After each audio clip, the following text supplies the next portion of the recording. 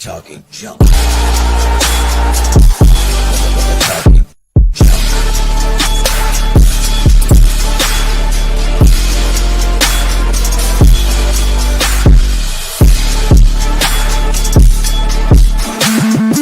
Ladies and gentlemen, boys and girls.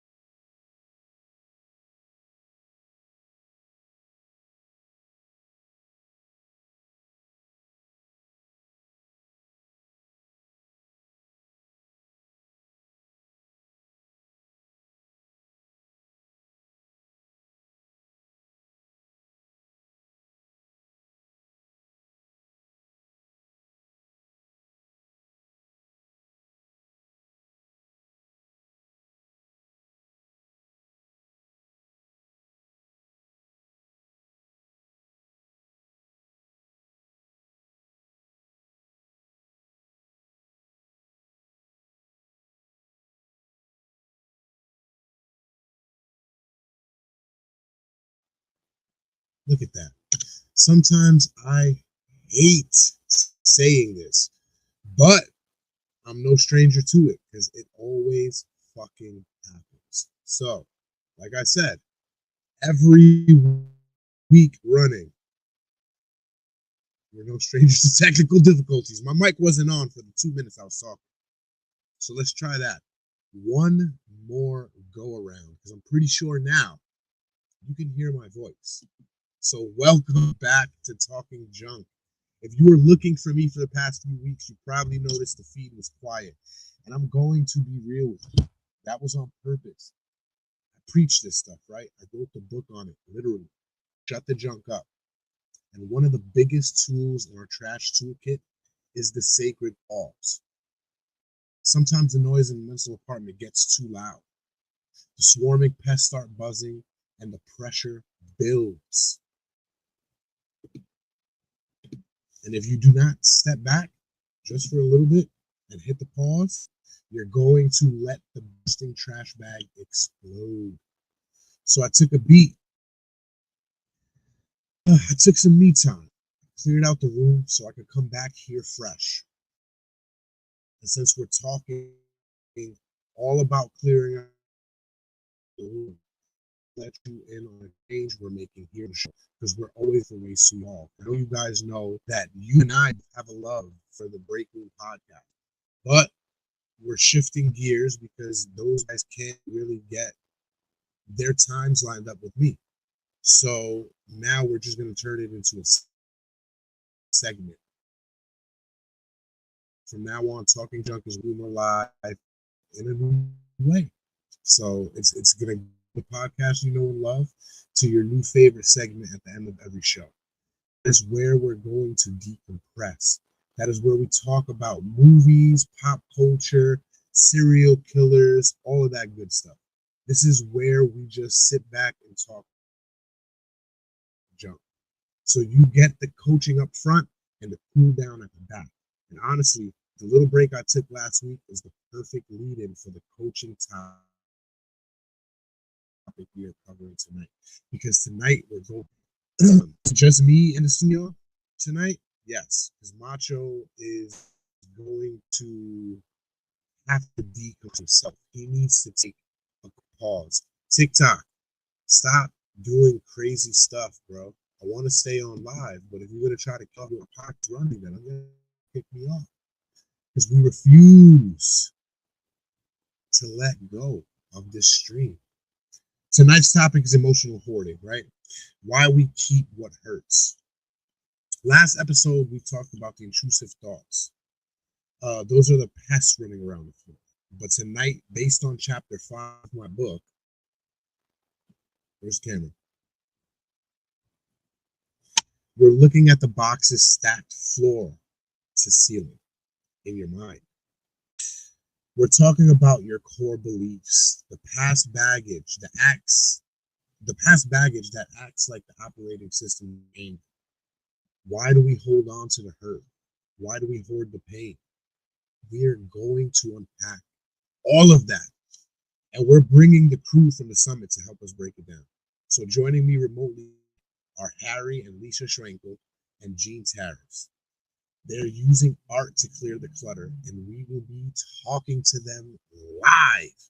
And stick around until the very end because we're opening the new Breakroom segment. We need to talk about Stephen King.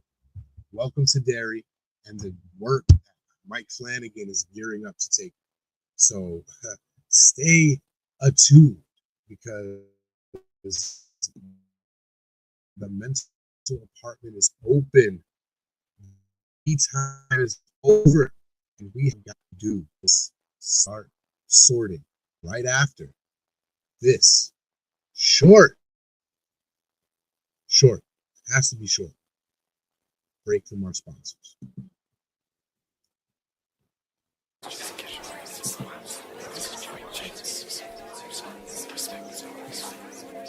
Tired of constant negative self-talk? Shut the Junk Up is the hothead's guide to quieting the noise.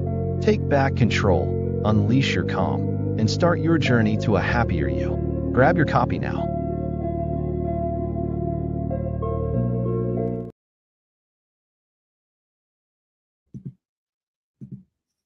All right, let's get into the main topic, emotional hoarding. If you've read my book, Chapter 5 of Shut the Junk Up, you know I asked you to become an archaeologist. I can't even say that word tonight. An archaeologist. What archaeologist? What is going on in my brain tonight? I can't read my own script.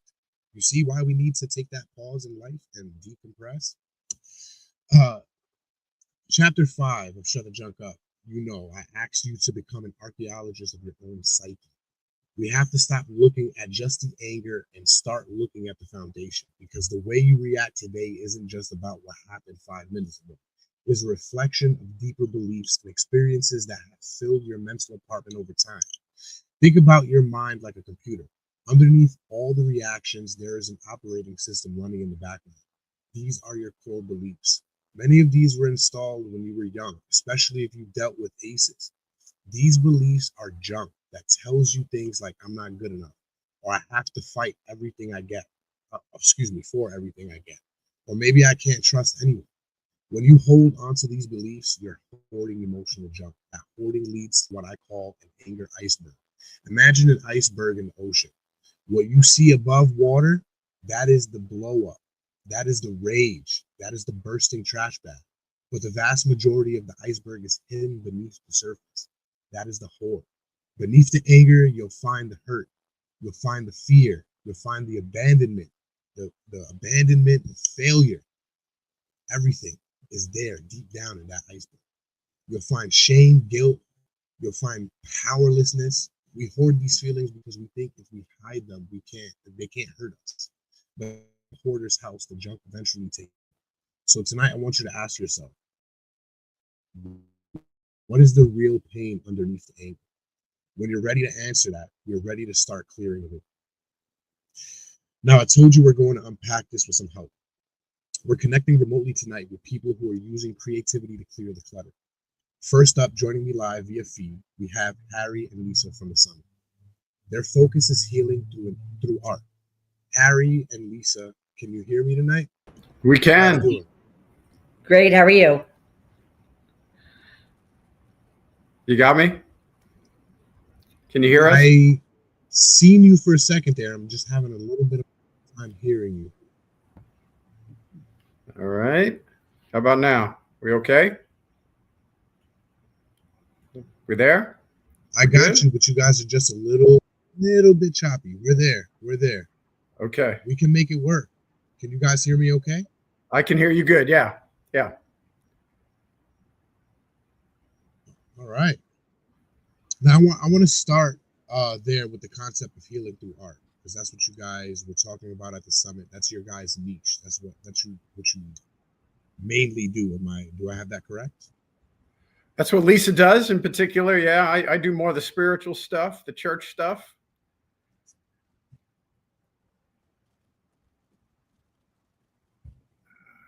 Give me 1 second because I gotta get rid of this TikTok. I can't do it. It's making my stream a little too funky, and I can't hear you guys, so I want to hear you guys. Okay.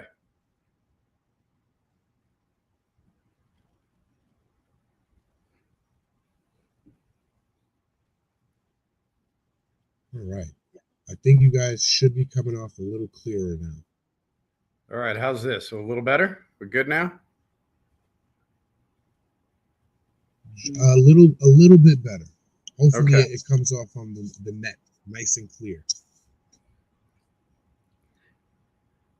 Now you said you guys are typically into the church, and then you started doing the art therapy.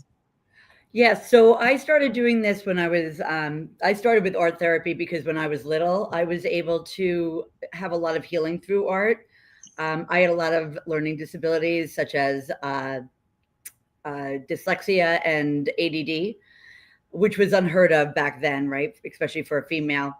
And one of my teachers had me actually teach the class how to draw a horse. And I remember standing up in front of the class and watching these kids who I thought were really brilliant and they could read really easily. And I started teaching them how to draw a horse using circles and squares and triangles, and just watching them settle down into themselves and be able to really grasp it. It brought me confidence, but it also brought them confidence. And so at a really small age, I realized how art helped me and would help them.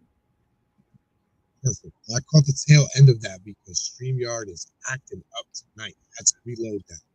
Now, from what I got from the jumble, what StreamYard was feeding me was that you got into it and you started working with people with children that have ADHD and dyslexia and things of that sort, so they can get a feel for what was it. I actually had that, and then I was able to heal through teaching them, and then as an adult, I just kept going with that, and it wasn't just for special needs; it was for all people. And realizing that once they started drawing with me or painting with me, they were able to let go of any kind of challenges that they had, because you don't have to be the best person at paying attention. You don't have to be the best person at drawing a line. In fact, I can't draw a line. So through that, I'm able to build confidence and be able to let people just be in the moment, because you have to be very present. Right. And it's perfect. Now I can hear you clearer. I love good. it.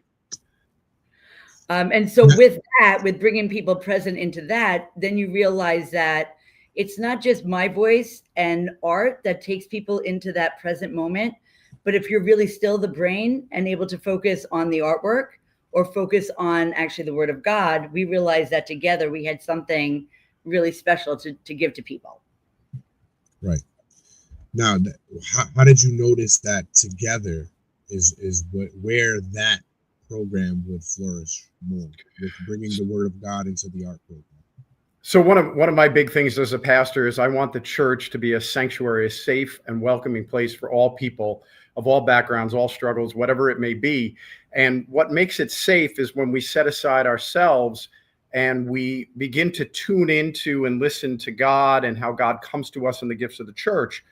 And as I watched Lisa do her artwork, in particular, she does paint classes, and she will have 20 to 35 people in a class, and they'll be of all different various levels of confidence when it comes to artwork.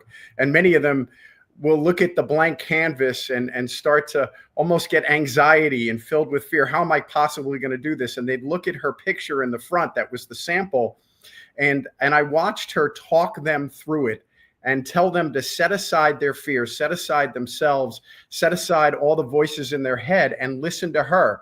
And as I watched her do that and I watched them respond to her voice, I said, wow, this is exactly what I try to communicate to people when it comes to church and to God's word. Let God's word lead you. Listen to the voice of God.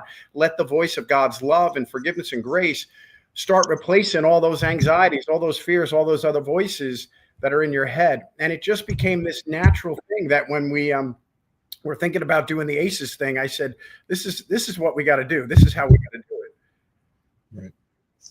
Right. There's a big connection with all of that, and there's no coincidences in life. I try to lead by that in my life. And once those connections are there, you have to kind of grab them and make them work. Yep. You came into the tail end of my little mini discussion that I kind of do on the podcast. In my book, I talk about the anger iceberg.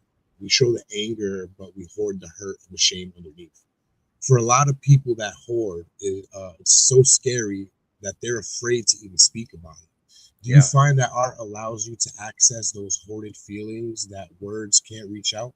And is the canvas a safer place to dump the junk than a conversation? Yeah. So when I was little and I would have trouble like expressing how I felt, a lot of times my teachers would give me a pen and a paper and I would doodle. And it's the same kind of concept even as an adult. When they're painting and I give them the time to just explore how they're feeling with like they don't have to follow me exactly. I'll give them time to actually do their own thing.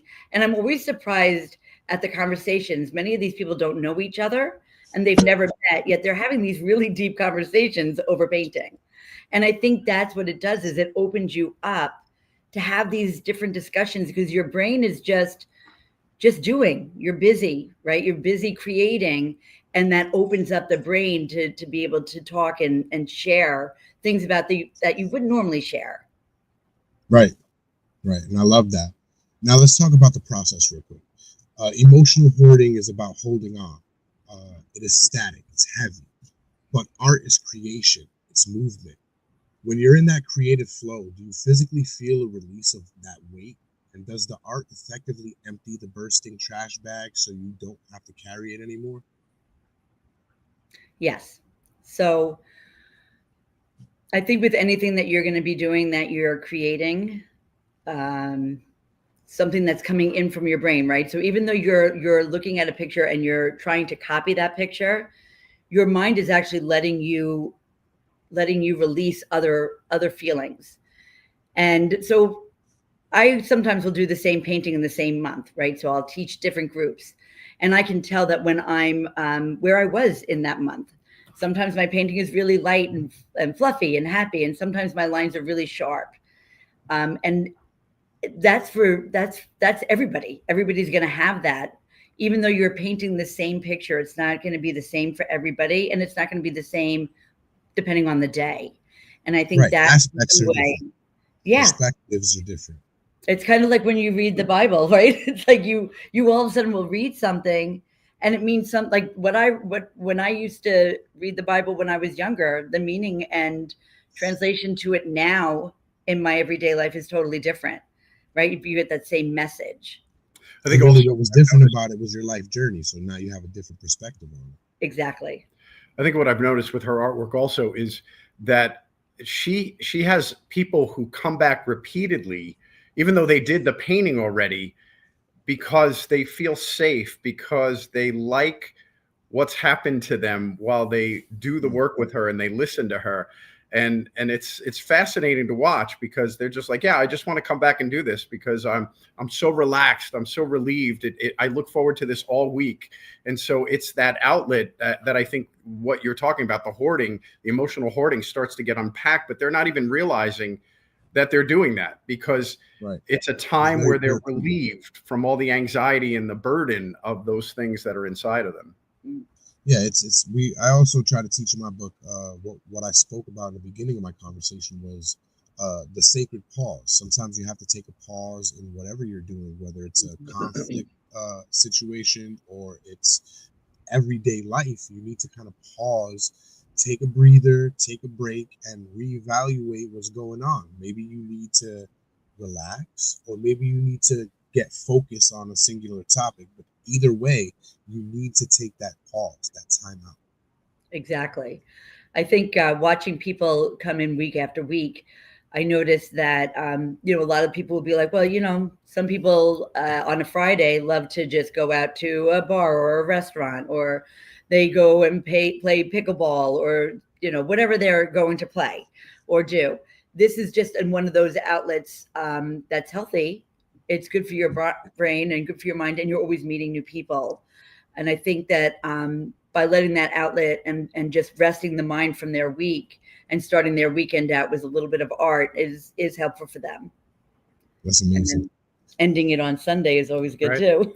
And when you look at the history of the church, you see the connection, the intertwining between the church and art and artisans. And you think about the chapel in Rome. You think about all the stained glass that are in, and how this becomes expressions not only of the faith, but for those artists, that was their way of dealing with their junk while responding to what they believe were the gifts of God coming to them. So it's a natural part of God's design, I think, for us and for the creation, that we express ourselves and we work through our stuff through those gifts, especially art.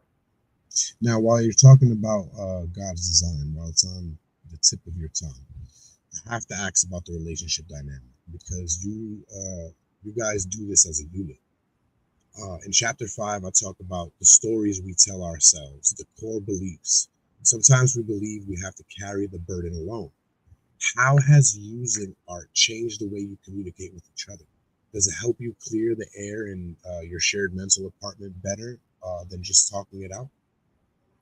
I think it becomes an expression of our relationship. You're looking at a painting behind us that Lisa did here in our house, and it's a 3D painting that goes into the bathroom that's behind it.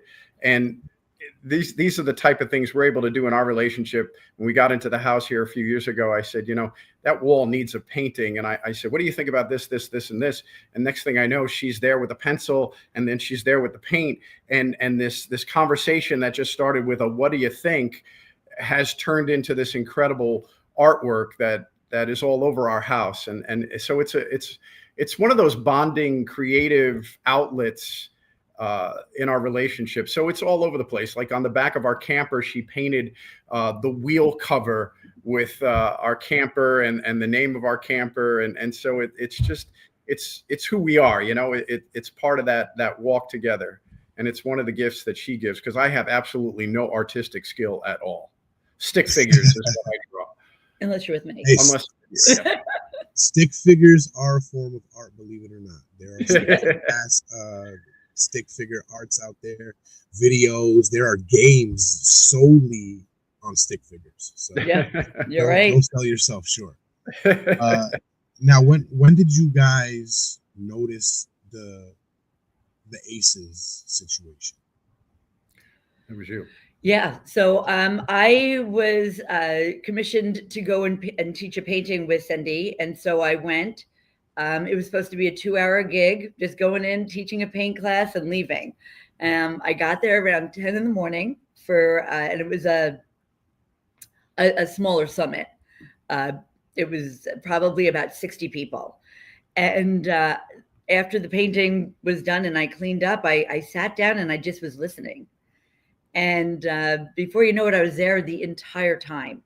I just was really connected to the people. I was just in awe of their stories and what they've come through. I myself grew up in a very beautiful home. I didn't grow up with what they did, but realizing that was such a big part of their lives, and that I was able to help with their journey just that little bit, just made me keep in touch with Cindy. And then I started doing more and more of these for her. And then when she was talking about getting authors to come and speak, and I had told her about my husband and Harry and I and our story, he did have a lot of similar stories that I had heard that day in his life. So, and then he had his own book, just different ways of dealing with being a pastor and having our oldest son come out being gay and changing church bodies so he would be accepted. And there was a lot of journey in this whole life that we've built together, that, even though I didn't grow up that way, seeing him and reading his book and then seeing these other people, I felt very connected and felt just very in tune to helping, and what could I do? And she welcomed me, which I loved. That's one thing about Cindy. Yeah. When she speaks, she hooks you, not just with her words, but with her voice.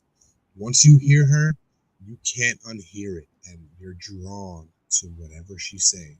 Yep. It could be the alphabet, but the way she says it, it draws you in. Yeah. Yeah. Once you're hooked on ACEs, once you get involved with ACEs and learn about it, there's no way that you can take it out of your mind or out of anything that you're doing. It's in everyday life. Yeah, you're right. You're right. So now, do you find that you put ACEs in some of the teachings you do in church as well now? Yeah, absolutely. It's always been a part of my ministry and how I help people out, but we never called it ACEs, right? We called it dysfunction. We called it generational curses or something. Yeah, right? yeah. You know, and you look in the passages of scripture, especially the meaning of the commandments, the 10 commandments, where it says the sins of the fathers are passed on to the third and the fourth generation of those who hate me, but God shows love to thousands of generations of those who love me. And as I read that from Exodus chapter 20, that is just basic, simple family psychology and dynamics. Is that's what happens with brokenness, with sin, dysfunction, with pain and trauma in families. It's not just the person who first experienced it. That's passed on, and it can take many generations for those things to start cleaning out the junk in the basement, if it even ever does. if ever.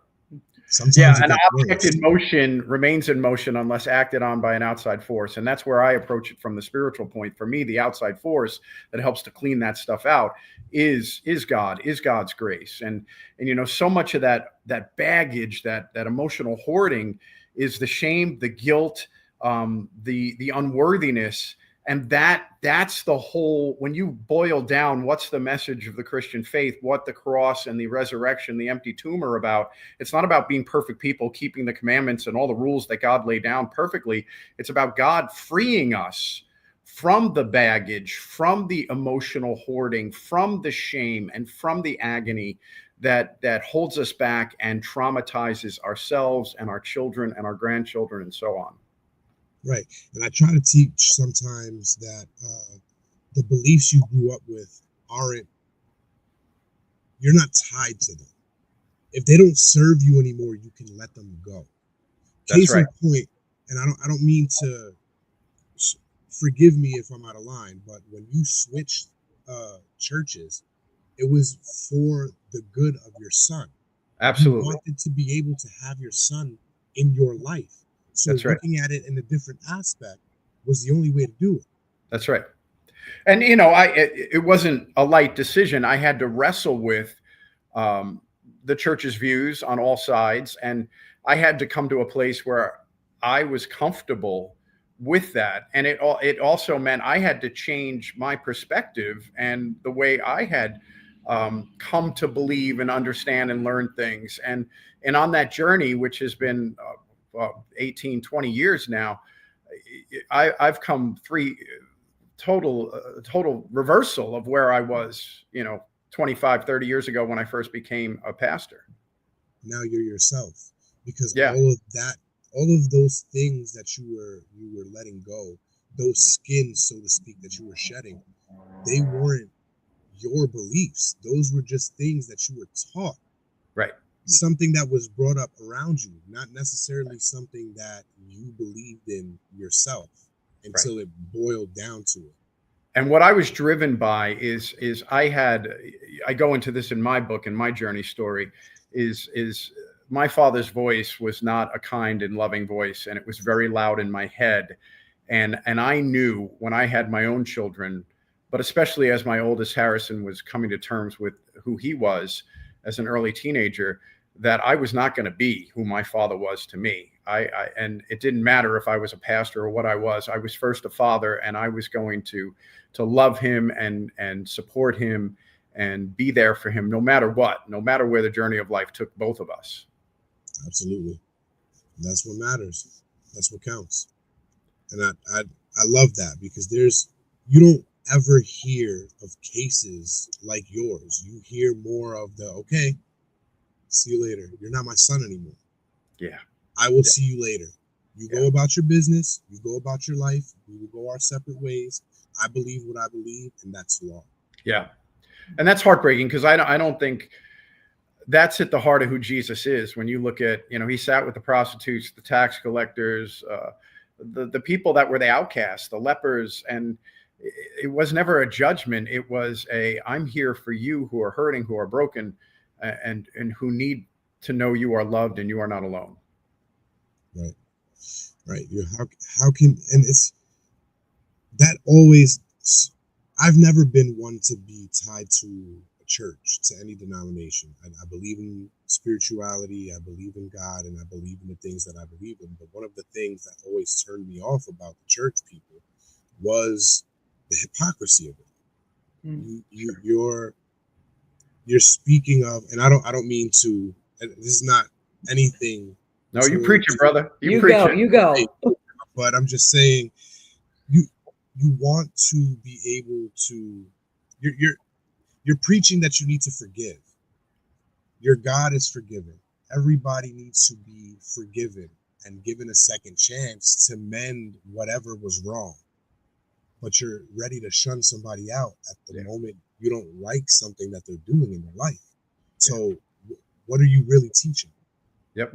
No, I lament, and that makes my job harder than anything else, is when the church is its own worst enemy.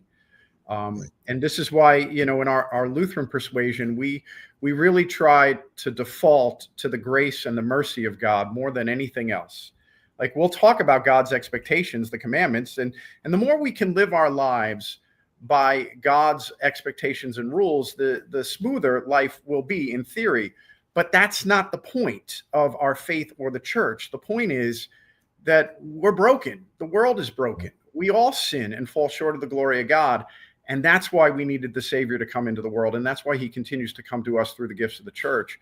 And so I'm constantly trying to put that first and foremost in everything that I bring to the people as I serve as a pastor, in the hopes that that's how they live and that's what they do as they interact with others. Do we always get it right? No, we don't. We're human. But it's, a little bit each day, a little bit of light in the darkness of the world can go a long way. And if looking at us is any testament to how God isn't as perfect as people think he is, he created us. We create things every day that aren't perfect. We're not perfect ourselves. So therefore, himself isn't perfect. He makes mistakes himself. There are things that he's done in this world that I'm sure he regrets, but he's learned from it. And that's why there are good things in this world also. And he works in all things for good. All things for good. Yeah, people don't think about that. People just go on about the solid core beliefs that are ruining. They're ruining open thought. You need to be able to take these beliefs and expand on it. They're there for your foundation, not to pigeonhole you to them. That's right. That's exactly right. And when you think about it, the best and most important lessons we learn in life are not the easy things, not the things that we just follow blindly. It's coming through the tough times. It's learning from our mistakes. And that's what grace is. That's what mercy is. That's the power of God's presence in our lives, is that in those most tragic and difficult times, God is bringing us through good. As much as I wish my life was different and I had grown up differently, I thank God every day for those experiences, because I am who I am today, and I'm a better father and a pastor, not because it was easy, not because I always had it right or God's word was always perfectly kept in my life, but because I got through the tough times and I knew I wasn't alone. And God sent different gifts, different people, different lessons that have given me a sense of peace that the world cannot give. Exactly. And you've made mistakes along the way. Oh, terrible mistakes. And continue to do so. Yeah. Right.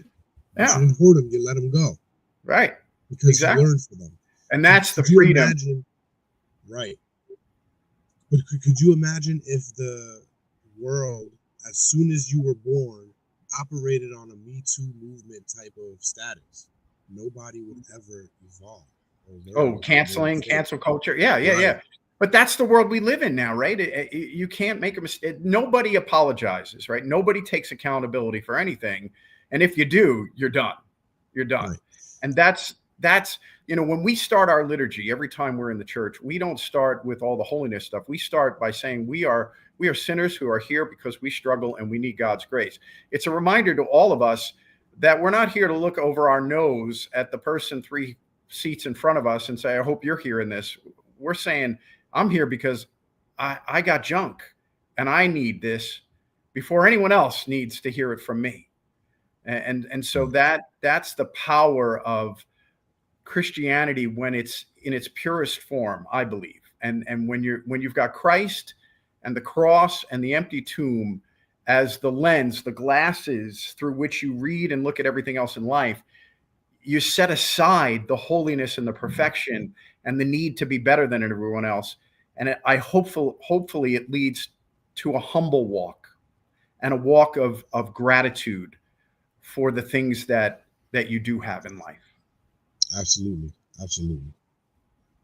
I couldn't have said it better myself. I want to thank you first and foremost for coming on. We do have another guest that's scheduled to come on at 8:30. Yep. Jean Terrace. You might have met her from the summit. You guys are more than welcome to stay and continue the conversation. The more, the merrier. But I do want to give you guys your individual time to plug and promote not just your beliefs, but your church, your art practice, whatever there is. Oh, your book, whatever else you can offer my audience in the world. This is your time to shine. Let me see. Thank you. No, my pleasure. Yeah. So, Paint with Lisa, one word, is my Instagram, and you just reach out to me that way, and we book a party, and I come to you.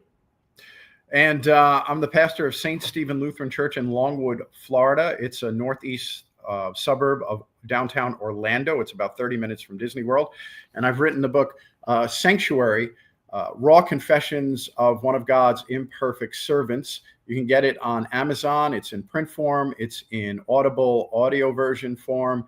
And it's a powerful message and story about how God's hand has been cupped around me during many challenging times in my life, in my ministry, in my family. And the church, in spite of all its flaws, has been that safe place that has sustained me and helped me.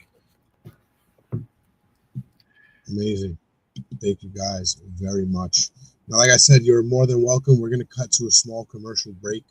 Audience is going to get mad at me because I'm going to let it kind of loop for a second to see if our guest is actually coming on.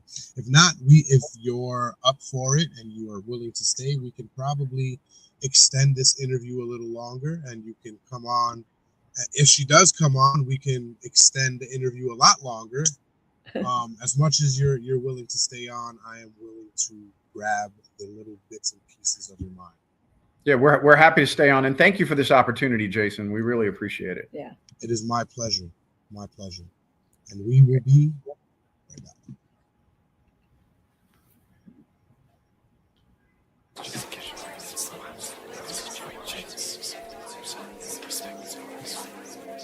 Tired of constant negative self-talk? Shut the Junk Up is the hothead's guide to quieting the noise. Take back control, unleash your calm, and start your journey to a happier you. Grab your copy now.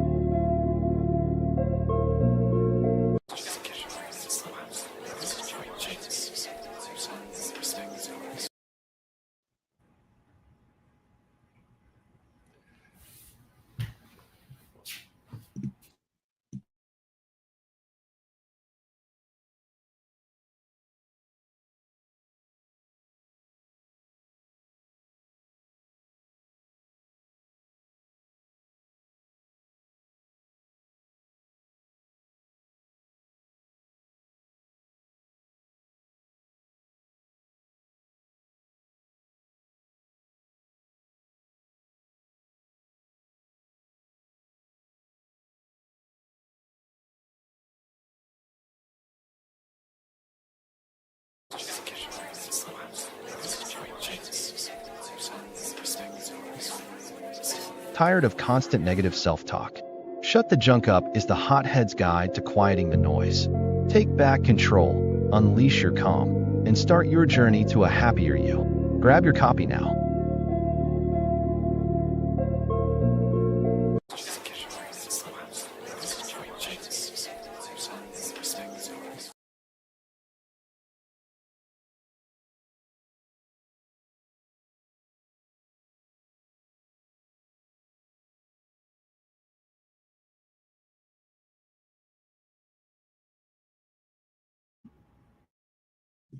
Again, at the beginning of the episode, it happened like this too. I spoke for 3 minutes before I unmuted my mic.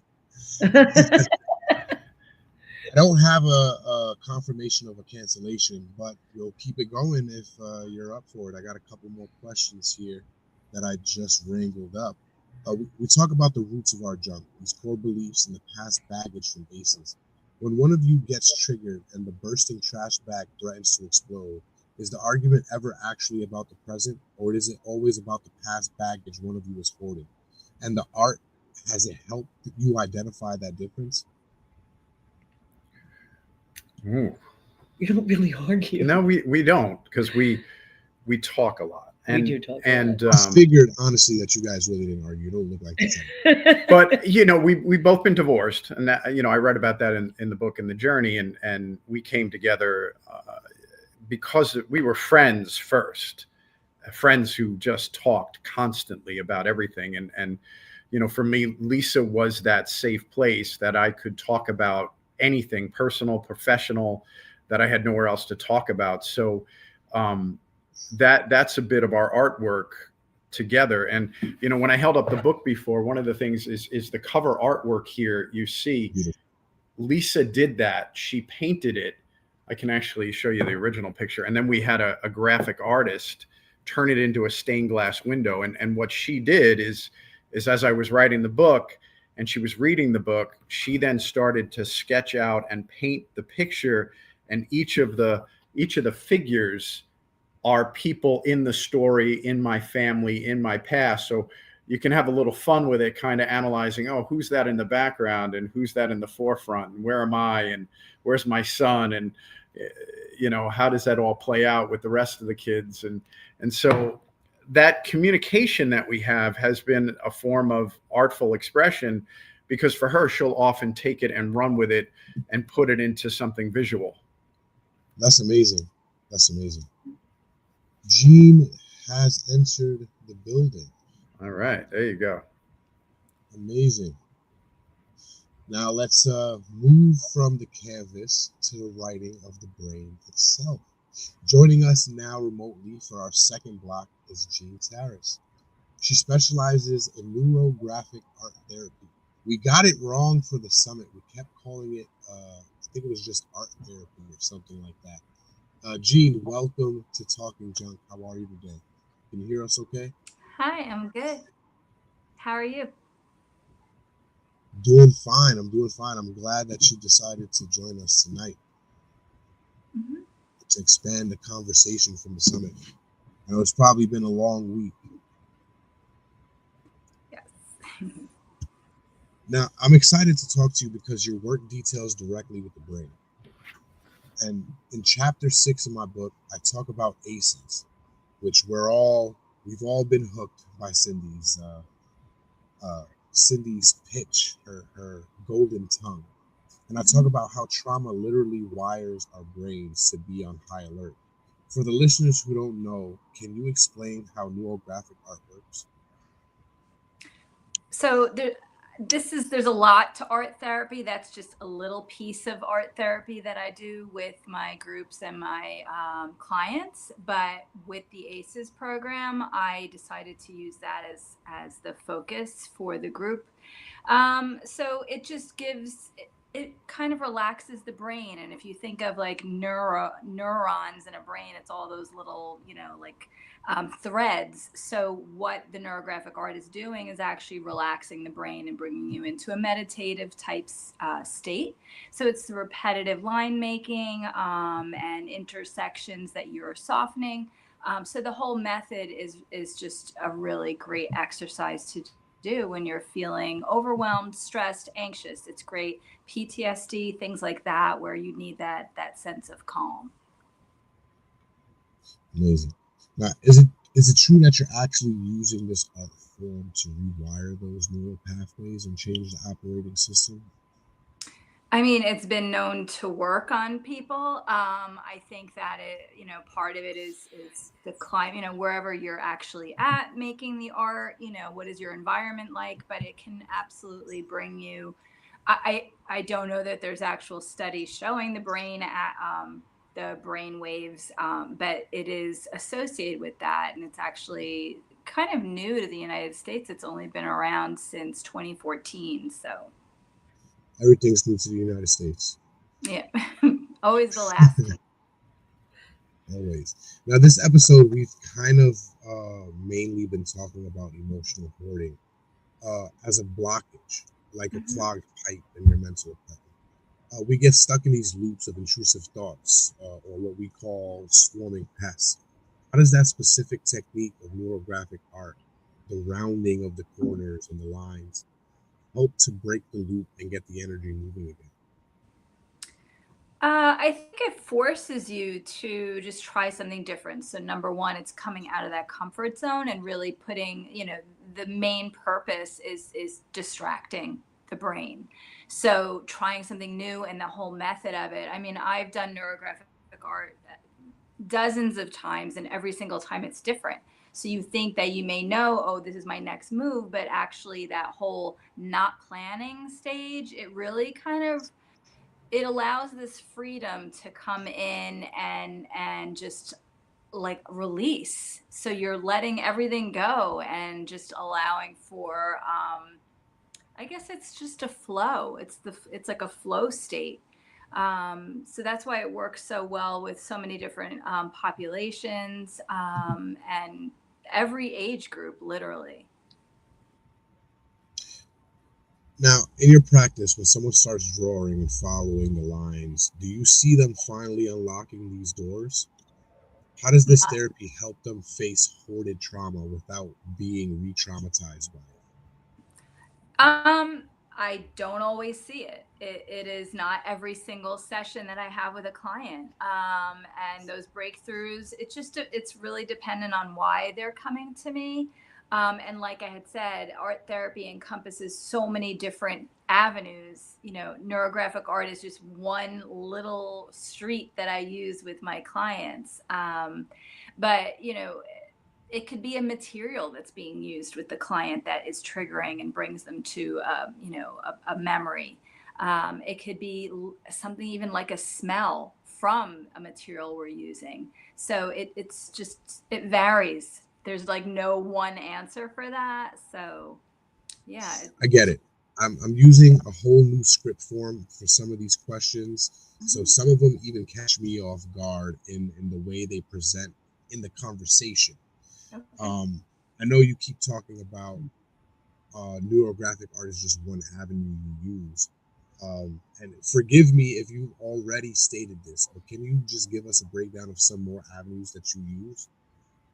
So in art therapy, there's actually assessments. So coming into a session with somebody new or they're fairly new to working with me, I love using assessments with them so I can kind of dig into attachment styles. Where are they coming from? What does the family unit look like? And these are things that we can use specific assessments that we learn in our master's program that can be used, under obviously the guidance of a certified art therapist. But these are usually like stories that we are telling. So, for example, there's one, and I had shown it actually at the summit, to my group, was the bird's nest drawing, which shows the instructions are draw a bird's nest. And it basically shows how they are attached in that family unit. And there's so much information that I can get from just that drawing itself. So, Hmm. between assessments, and it just depends on, again, why are you coming to me? So from there, it's like my job to figure out like what materials we're going to use, what directive I'm going to give to you. It could be something as like simple as a breath drawing where I'm trying to relax you, and I want to see that progression in your lines, and how is that looking? How are you feeling overall? Okay. Okay. Lisa, is that an approach that you see yourself using as well? No. So mine's a little bit different only because I have a sample of what they're going to be painting, and then we just go with it. So how they're painting, I'm more looking at them and picking up their painting and showing them that they can make it look like that, and taking a step back and building their confidence through it. I find this fascinating. I love this. Now, I'm fascinated on it too. Now, Jean, if you're willing, would you mind walking us through that exercise? Maybe the was it the bird's nest? You can figure out something from that. So, I mean, as in a group, so to be honest, I would not do that in a group setting. It is an individual because there's always a story behind it and it's personal. But basically, it's great with children. It's great with people who are just having trouble expressing their emotions. So it could be anything. Traumatic brain injury. I had somebody recently with that. So the instructions are just draw a bird's nest. Now, things you have to consider are where do they live? So some people live in a city and they'll put a bird's nest on like a window ledge. So as I know it, as I grew up with it, a bird's nest is in a tree and a branch. So things that we look for, as the art therapist are, what is the nest made of? What's in the nest? Because believe it or not, some people don't put anything in the nest. We look to see, are there actual birds around the nest? And if there are things in the nest, what's in the nest? And it's a whole story that can come out. And I had examples that I had shown of from two kids, that one was suffering from the loss of a sibling as well as a new marriage in the family. And then another one, she was sexually abused by a grandfather. And the things that come out in these drawings, that none of them wanted to talk, but I found out after the fact. So it's really, really interesting. The assessment part of it is always like the way I start, because that's how I'm going to get in and figure out which direction I'm going to go with you. So, Wow. I have actually a practical example of this from my life. okay. When I switched over the church bodies because of my son, we were talking about this with Jason earlier. I had to go through a whole battery of psychological tests, and one of them was I had to do some drawings, and one of the drawings was draw a self-portrait, which I'm not a very good artist, like I said earlier. And so I drew this self-portrait, and on the self-portrait, I had made my left shoulder bigger than my right shoulder. And the therapist looked at it and she said, "You have a problem with your left shoulder, don't you?"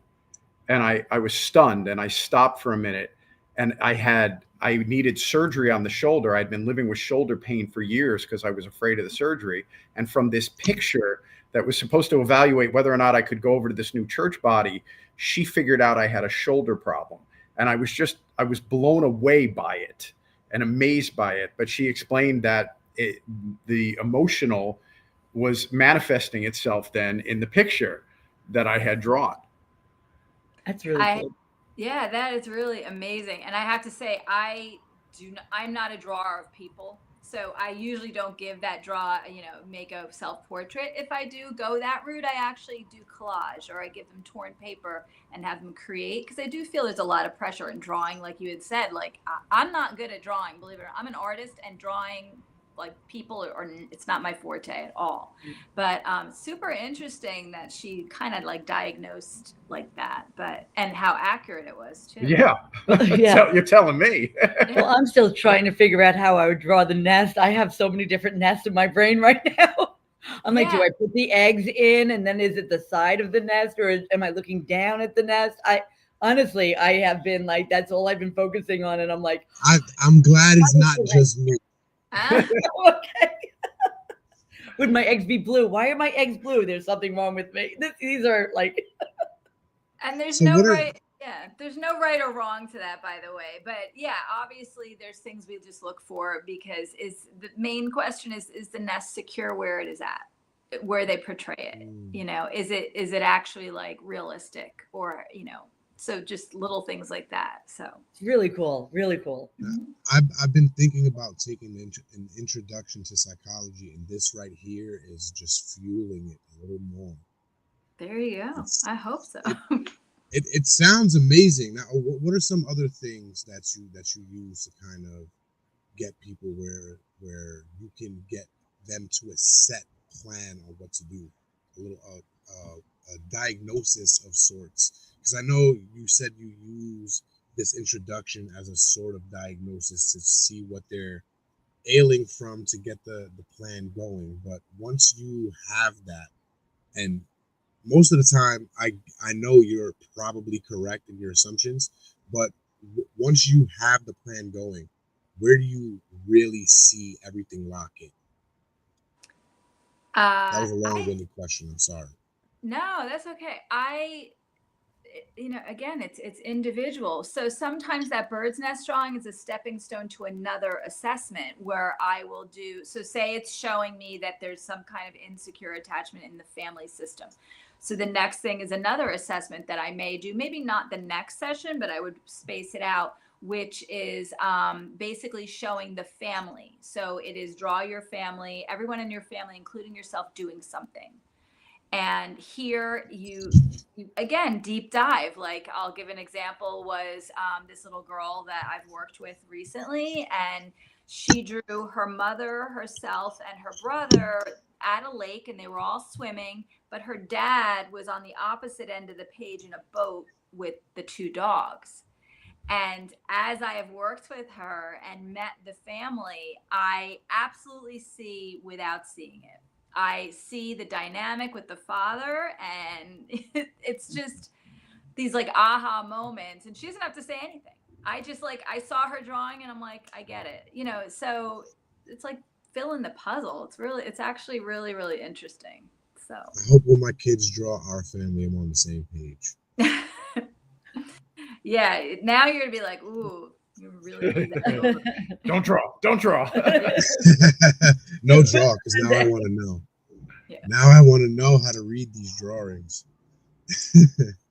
Well, there's Now- also like, even like there are neurologists that use the clock drawing, and that is for schizophrenia. So I actually also work in the mental health profession at a psych ward. And, you know, I'm so tempted, but I'm almost a little worried because I already know their diagnosis going in when I'm working with them, and I'm doing just behavioral health, not art therapy. But the clock drawing can tell if you have schizophrenia and even Alzheimer's. So these. Okay. Time out, Gene. I know. Listen. My life is already on this podcast for almost 5 years already. People know everything. If I go get a piece of paper and a pencil, will you put me through these tests? The clock drawing, I'm going to just be honest, you're not going to fail that. This is actually for brain function. So I'm going to guess that. I don't know. You'd be surprised. So My brain functions differently. You can absolutely try it, but I can guarantee you, unless there's something I'm missing, I would say you're not my candidate for that. And again, I have to be. I don't think there's anything that you're missing, but there may be a lot that I'm missing. You could. Here, Well, then I'll give you the name of a good neurologist. No, I mean, there's sometimes if you're stuck with a patient and really are like, I'm teetering on Alzheimer's, but yeah. They're not able to place the numbers in the hands where they should. And it's just a really interesting, yeah. Because I work in the ALF, and half of the ALF downstairs is a memory care unit. So I do work with those demographics as well. You're going to go down there and have them draw a clock. No. I'm not. I like to be the light of their day, because I'm the life safety director there. So when I walk through, I like to just joke with them. Give them a good laugh. Yeah. I'm not going to make their brain work even harder. So that's a lot of hats you wear. I like it. I like because I do have the dual masters, and I did it on purpose because I think that with the art therapy, you do need that mental health background, because not that I cannot diagnose formally. I can't like say, hey, you need to, but I can absolutely give my insight. And I can see things because it only makes my work easier if I kind of know what I'm working with.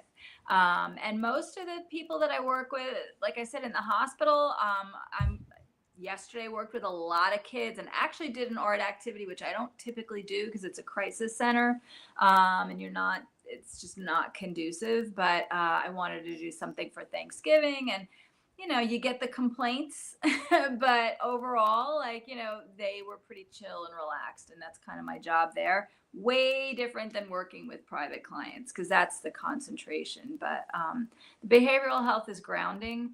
It's really humbling as well. So seeing other walks of life and how blessed I am to not be there, also that my kids are happy and healthy. So it's really like powerful to do it. I don't mind being there. I make my own schedule, which helps a lot. So I pick and choose the days that I feel like I can do it. So it is tough. It's very tough, but It's amazing. So these are just all different versions of the ink blot test, basically. yeah. And I'll work with a patient, just do it. I do a lot of groups, and just talk about behavioral health mainly. But I just sit there and I'm like, you would be a good patient. You would be like, there are so many. And I have to say the people with schizophrenia are like the best patients. They do such amazing art. Yeah. And it's just like I said, you're not the first person I've heard say that. yeah. Yeah. Especially when they're in like having hallucinations. It's just interesting. It's so interesting because it's like a mile a minute and they're just pouring out onto paper, and it's yeah. Have you seen them? Yes. Because you see this a lot in movies. Now, do they typically draw or paint the things that they're seeing?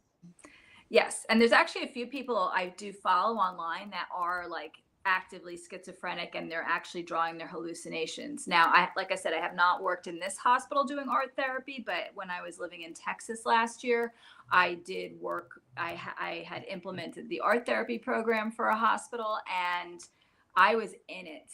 I was watching them, and I wouldn't disturb, so if they came in for group and we had a directive we were doing and they went off, I would just, to the point where they would fill the paper, and it was just imagine your mind racing and you don't know what to do with it. And that's kind of what it is. And some of them, they are so specific they know the voice that's attached to the image, and it's incredible. And I do think that it calms them because they're able to express it, but they don't want to, most of them don't really want to talk about it. Not in that moment. They just want to release it. So. Now, that was going to be a question, and I think you just kind of touched on it, because I know a lot of schizophrenics aren't just visual. Some of them just have auditory hallucinations. Mm-hmm. Can they paint just what they hear without seeing it? Absolutely. I think it's volume. And I think that you can put color to that noise. So, even just giving them the right medium. They love markers and they like colored pencil, and they just, mainly. I have used acrylic paint. That's also effective, but it's just wherever they're at. One thing I have not worked is like clay. I have not worked with somebody experienced like hallucinations with clay, but I could only imagine. Clay is another big triggering thing that people don't realize, depends on your population, that you just have to be super careful because people don't get it. They don't get it. So. Interesting. Mm-hmm. Very, very interesting. Now, I don't want to take up too much of your time because a woman with all those hats on don't have any time for herself. Before I let you go. Okay. What was that? No, I said you're fine. I I don't have to be at work. Okay. At 30. I'm good. Now, I did have some more questions planned, but those questions went straight out the window because of everything we were just talking about. Now, I do want to dive. No, don't be sorry at all. It's very interesting, and I would love to pick your brain a little bit more on the subject. But I do want to see if by chance maybe we can schedule a full hour block and you put me through some of these tests. Test on you? Ooh, which ones do I do? Any one you want. Any of them. All There of are them. many. There are many assessments. So, okay. I am open to I'll them all. throw it at you. Now, we used to have another show called the Breakroom where we would just do things like this. We'll have people on. We've had hypnotists on. We've had people that read cards. We've had different things on. We're starting now. I'm trying to set up the Talking Junk podcast as a radio show type of format. I do my little spiel talking by myself in the beginning. I have wonderful people on like you guys in the middle of my block. And at the end is where I'm bringing the break room back as a sort of decompression, maybe 20 minutes to a half hour block. I do not mind making that a full hour block and having you for the break room session and just decompressing in that manner.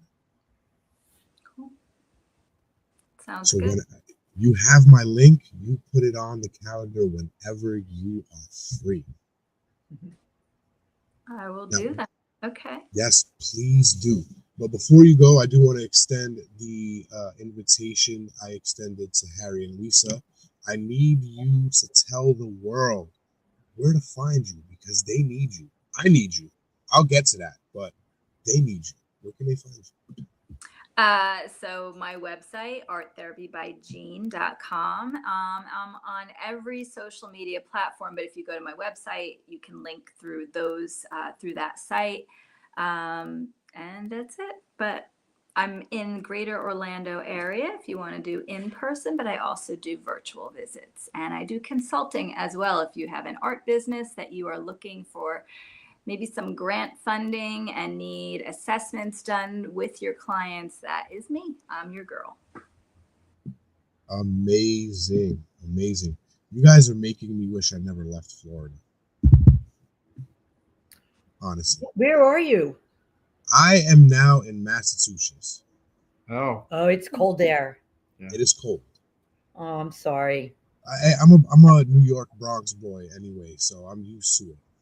Me We too. just lived out. Yeah. Are you? Where are you from originally? Jersey. Jersey, My son is at UMass right now. So Okay. And we're Long Islanders. there you go. Nice. So you got all New Yorkers here today. That's Yeah. right. We We just got were the smart ones. Yeah, we got a partial New Yorker up there. New Jersey doesn't count as New York.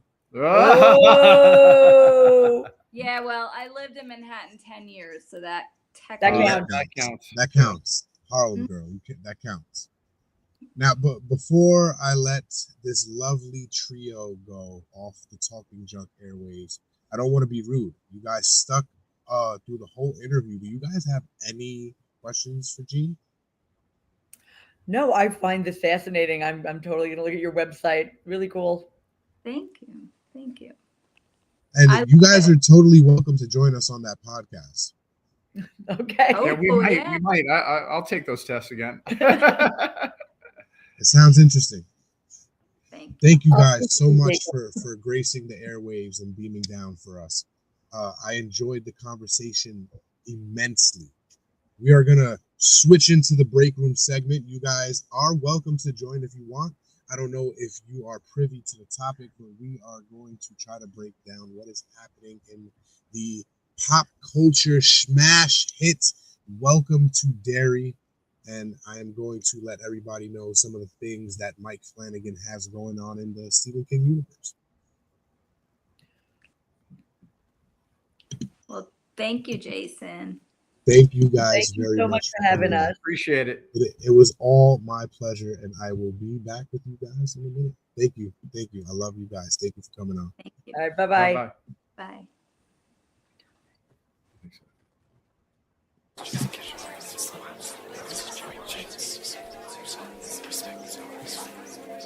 Tired of constant negative self-talk? Shut the Junk Up is the hothead's guide to quieting the noise. Take back control, unleash your calm, and start your journey to a happier you. Grab your copy now.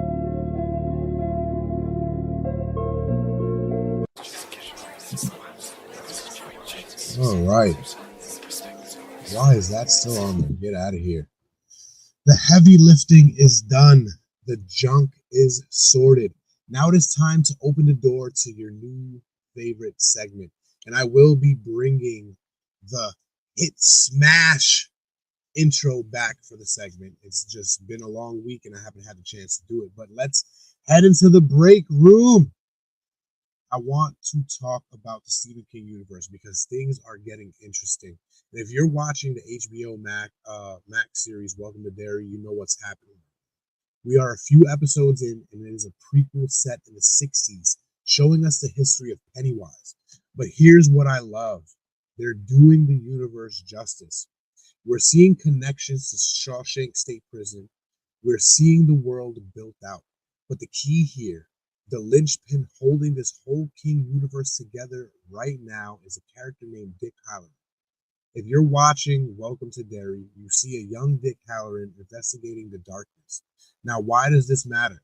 Because Mike Flanagan, the director, who is basically the King Whisperer right now, already fixed the Dick Halloran problem.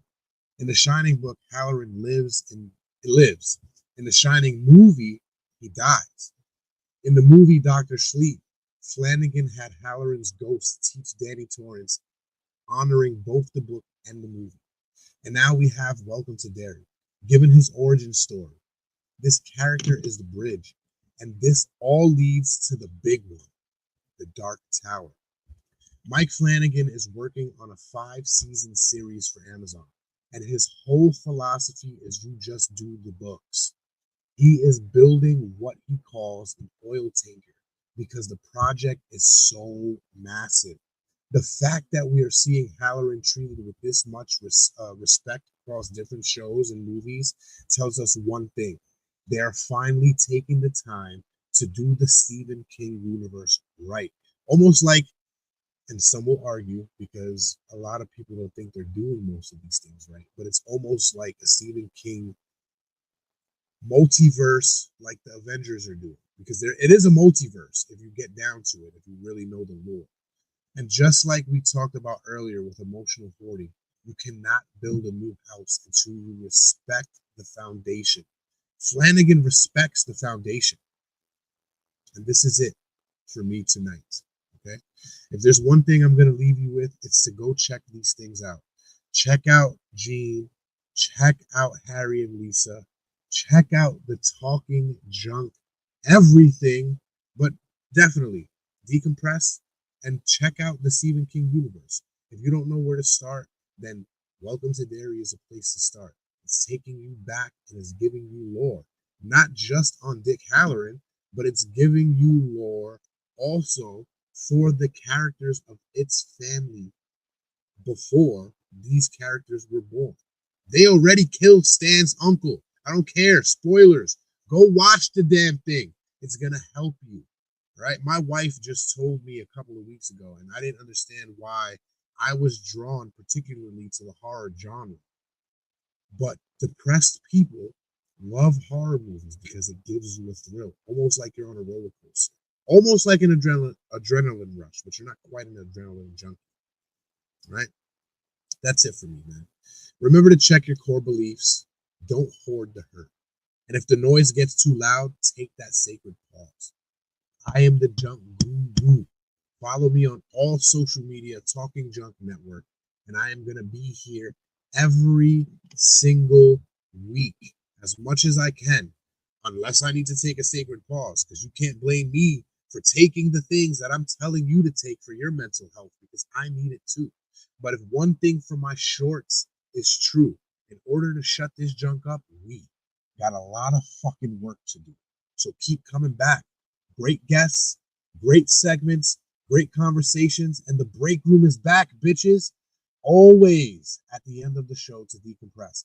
These segments are going to be longer when I have people here to talk to. But as long as I only have me and you, it's going to be short and sweet. Unpack everything from this episode. Watch it a few times if you have to, or just wait for the shorts that are going to come out later on. But definitely unpack all of this information, whether it's the first half when I'm talking about my coaching stuff, my coaching practice there from my Shut the Junk Up book, or it's from my guests, art therapy, neurographic therapy. Go check that shit out. But decompress, like I said, and check out Welcome to Derry. I'm not being plugged. Well, I am plugging, but I'm not being paid to plug. So you know, I'm saying it. It's true. We love you guys, man. Hit that.